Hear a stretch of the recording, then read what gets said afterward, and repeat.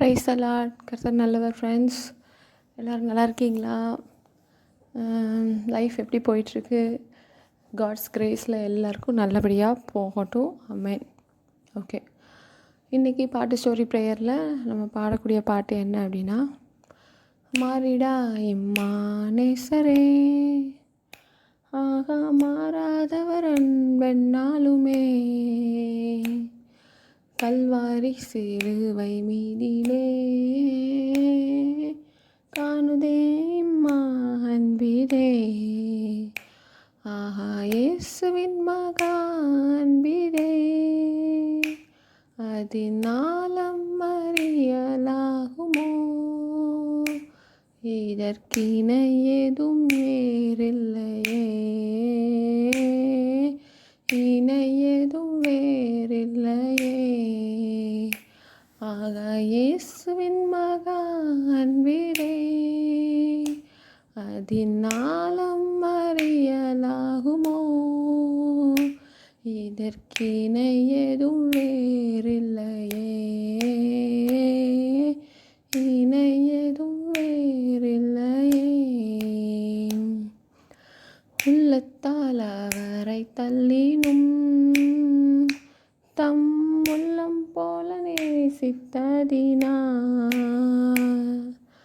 அல்லல் யாவும் அகற்றிடவே ஆதிதேவன் பலியானாரே, இயேசுவின் மகா அன்பிலே, அதினாலம் அறியலாகுமோ, இதற்கிணை ஏதும் வேறில்லையே, இணை ஏதும் வேறில்லையே. நம்ம இயேசுவோட அன்புக்கு முன்னாடி இணை ஈடு இணை எதுவுமே கிடையாதுங்க. யாராக இருந்தாலும் சரி, அப்பா அம்மா பாசமாக இருக்கட்டும், ஹஸ்பண்டோட பாசமாக இருக்கட்டும், ஒய்ஃபோட பாசமாக இருக்கட்டும், பிள்ளைங்களோட அந்த அன்புக்கு முன்னாடி, கர்த்தரோட அன்புக்கு முன்னாடி, அவர் நம்ம மேலே வச்ச அன்புக்கு முன்னாடி, நம்ம மற்றவங்க மேலே ஒரு அன்பு வைக்கிறோன்னா ஏதோ ஒரு ரீசன் இருக்கும். நம்ம பையன், நம்ம பொண்ணு, இல்லை ஏதாவது ஒரு ரீசன். ஹஸ்பண்டே கோவப்பட்டாங்கன்னா நம்ம திரும்ப கோவப்படுவோம். அவர் நம்மக்கிட்ட அன்பாக இருக்கும்போது அன்பாக இருப்போம், கோவப்படும்போது என்ன பண்ணுவோம்?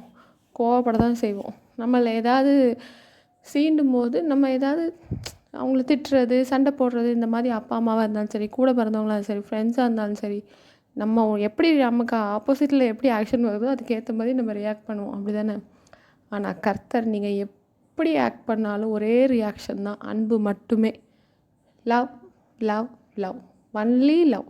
அவரால் அன்பு மட்டுமே செய்ய தெரியும், செய்ய முடியும். அப்படி தானே? அப்படிப்பட்ட கர்த்தர் நம்ம கடவுளாக கிடச்சது நம்மளோட பாக்கியம். ஸ்தோத்திரம் ஸ்தோத்திரம் ஸ்தோத்திரம் அப்பா, ஸ்தோத்திரம் ஸ்தோத்திரம் அப்பா. இன்றைக்கி பாட்டு முடிஞ்சிடுச்சு. அடுத்து ஸ்டோரியில் நம்ம என்ன பார்க்க போகிறோம் அப்படின்னா, கடைசியாக ஈசாக்கு ஓகே ஒரு பெரிய பையனாக ஆயிட்டான். அப்போ என்ன ஆயிடுச்சு அப்படின்னா, சாராள் வந்து ரொம்ப முதிர் வயதாகி இறந்து போயிருந்தாங்க. சாராளுக்கு வந்து அங்கே ஒரு கல்லறையை பார்த்து கட்டியிருந்தாரு ஆப்ரஹாம். சாராளை விட 10 வயசு கூட ஆப்ரஹாமுக்கு. ஸோ அவர் ரொம்ப ரொம்ப வயசானவர் ஆயிடுறாரு. இப்போ ஈசாக்கு கல்யாணம் பண்ணுற ஸ்டேஜ் வந்துடுது. அப்போ இவரால் அலையெல்லாம் முடியாது. அப்படி தானே? அதாவது அதுவும் ஒரு ரீசன். தன்னோட ஊர்லேருந்து வந்தாங்கல்ல, அப்பாவோட இருந்தார்ல ஒரு ஊர், அந்த ஊரில் போய் தன்னோட பையனுக்கு பொண்ணு பார்க்குற மாதிரி அவருக்கு ஆசை. அதனால் தன்னோட வேலையாள்கிட்ட சொல்லி அனுப்புகிறார், வேலைக்காரங்கிட்ட, நீ போய் என்னோட பூர்வீகமான அந்த ஊரில் போய் பொண்ணு பாரு அப்படின்னதும், நான் வரமாட்டேன், பையனையும் அனுப்ப மாட்டேன், நீ போய் பார்த்துட்டு வானதும், ஐயோ நான் எப்படி, எனக்கு என்ன தெரியும்னதும், கர்த்தர் உன் கூடவே இருப்பார், அவர் உனக்கு ஹெல்ப் பண்ணுவார்னு சொல்லி அனுப்பி விட்ருதான். அவன் ஒட்டகத்தில் கொஞ்சம் என்னென்ன திங்ஸ் வேணுமோ அதை எடுத்துகிட்டு, அப்புறம் கொஞ்சம் பொண்ணு பொருள் அதெல்லாம் எடுத்துகிட்டு, இவர் வந்து அப்படியே ஆபிரகாமை வந்து கர்த்தர் எப்படி ஆசீர்வச்சிக்கனா, சீமானாக இருக்காராம்.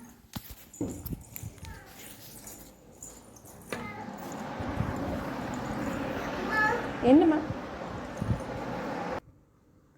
சரி, சீமானாக இருந்தாராம், செல்வ சீமானாக இருந்தாராம். அப்போது அவர் ரிச்சாக இருக்கிறத காட்டுறதுக்காக ஒட்டகம், அதில் கொஞ்சம் திங்ஸு, பொண்ணு பொருள், என்ன காதில் போடுறது, கையில் போடுறதெல்லாம் எடுத்துகிட்டு தங்கத்தில் எடுத்துகிட்டு போகிறான் அந்த வேலைக்காரன். போகும்போது அவனுக்கு வந்து ஒரு இது, நம்ம எப்படி கரெக்டாக எடுத்துருவோமா, பொண்ணை எடுத்துருவோமா, கரெக்டாக பொண்ணை செலக்ட் பண்ணிடுவோமா. ஐயோ அவன் ஒரு கர்த்தர்கிட்ட ஒரு அடையாளம் கேட்குறான். கர்த்தாவே எனக்கு ஒரு அடையாளம் காட்டுங்க, நான் என்னோடய எஜமான் உங்களை தானே கும்பிட்றாங்க, எனக்கு ஒரு அடையாளம் காட்டுங்க. இந்த ஒட்டகத்துக்கும் எனக்கும் சேர்த்து தண்ணி வாக்குற, நான் தண்ணி கேட்பேன், எனக்கும் என் ஒட்டகத்துக்கும் சேர்த்து யார் தண்ணி கொடுக்காங்களோ அவங்க தான் நீங்கள் பார்த்த பொண்ணுன்னு சொல்லிட்டு போகிறான். அந்த ஊர் வந்துடுது. அந்த ஊரில் கொஞ்சம் தண்ணீர் துறம் வருது. அங்கே தண்ணீர் எல்லோரும் எல்லா பொம்பளையிலும் பிடிச்சிட்டு இருக்காங்க. அப்போ இவன் வந்து கேட்ட அடையாளத்தின்படியே ஒரு பொண்ணை பார்த்து கேட்கான். அந்த பொண்ணு அதே மாதிரி நீயும் குடிச்சிக்கோ, உன் ஒட்டகத்துக்கும் குடிக்க கொடுன்னதும் இவன் கன்ஃபார்ம் பண்ணிட்டான். சரி உன் வீடு எங்கே, அங்கே யாரெல்லாம் இருக்காங்க அப்படிலாம் விசாரித்து நேராக வீட்டுக்கே போயிருந்தான். வீட்டுக்கு போய் இந்த மாதிரி நான் ஸோ அனுப்புனார், ஆபிரகாம் தான் அனுப்புனார் அப்படி அப்படின்னு சொல்கிறான். கடைசி பார்த்தா அது யார் அப்படின்னா ஆபிரகாம் நாகூர் இருக்காப்ல, நாகூர் பையனோட பொண்ணு தான் அந்த பொண்ணு. கடைசி ஈசாக்கும் அந்த பொண்ணுக்கும் கல்யாணம் நடக்கும். அதை நம்ம நாளைக்கு பார்க்கலாம். ஓகே, சரி. இப்போ ப்ரேயர். அன்பின் பிதாவே தகப்பனே, ஸ்தோத்திரம் அப்பா, ஸ்தோத்திரம். இந்த ப்ரேயரை பண்ணும்போதே சின்ன சின்ன டிஸ்டர்பன்சஸ் வருது. நான் பாஸ் பண்ணி இந்த பாட்டு ஸ்டோரி ப்ரேயரை பண்ணும்போதே சின்ன சின்ன டிஸ்டர்பன்ஸ் வந்துகிட்டே தான் இருக்குது. என் பொண்ணு மூலியமாகவோ யாரோ ஒருத்தர் மூலியமாக பிசாசு டிஸ்டர்ப் பண்ணிகிட்ருக்கான். இனி எப்போதுமே என்ன பண்ணணும், ஸ்டார்ட் பண்ணுறதுக்கு முன்னாடி ஒரு சின்னதாக ஒப்பு கொடுத்துட்டு, அந்த வீடியோவை நம்ம கருத்தில் ஒப்பு கொடுத்துட்டு அதுக்கப்புறமா என்ன பண்ணுறேங்கிறதாவே. ஸ்தோத்திரம் அப்பா, ஸ்தோத்திரம். நன்றி. மனசு பாரத்தோடு இருக்கிறவங்களுக்காக இன்றைக்கி ஜெபிக்கிறேங்கிறதாவே, ரட்சிப்புக்காக ஜெபிக்கிறேங்கிறதாவே. மனசு ரொம்ப ரொம்ப பாரம், ரட்சிப்புக்காக பாரத்தோடு இருக்கிறவங்க. ஏன்னா ரட்சிப்பு கிடச்சிட்டா போகிறோம், மற்ற இதெல்லாம் முதலாவது தேவனுடைய ராஜ்யத்தையும் நீதியும் தேடுங்கள், பின்னர் இவைகள் எல்லாம் உங்களுக்கு கூடவே கொடுக்கப்படும். நீ என்ன கேட்குறது, நீ அதோட டபுள் மடங்கு எடுத்துக்கோன்னு கொடுக்க போகிறீங்க. ஸோ ராஜ்யத்தை எடுத்துக்கிறேங்க. எங்கள் வீட்டில் உங்கள் ராஜ்யம் வரட்டும், என் குடும்பத்தில் உள்ளவங்க எல்லாத்துக்கும் உங்கள் ராஜ்யம் வரட்டுங்கிறதாவே. இந்த வீடியோ பார்க்குறவங்க வீட்லேயும் உங்கள் ராஜ்யம் வரட்டும். துதியும் கனவும் மகிமை இன்றைக்கு உமக்கே செலுத்துகிறோம். ஆமென்.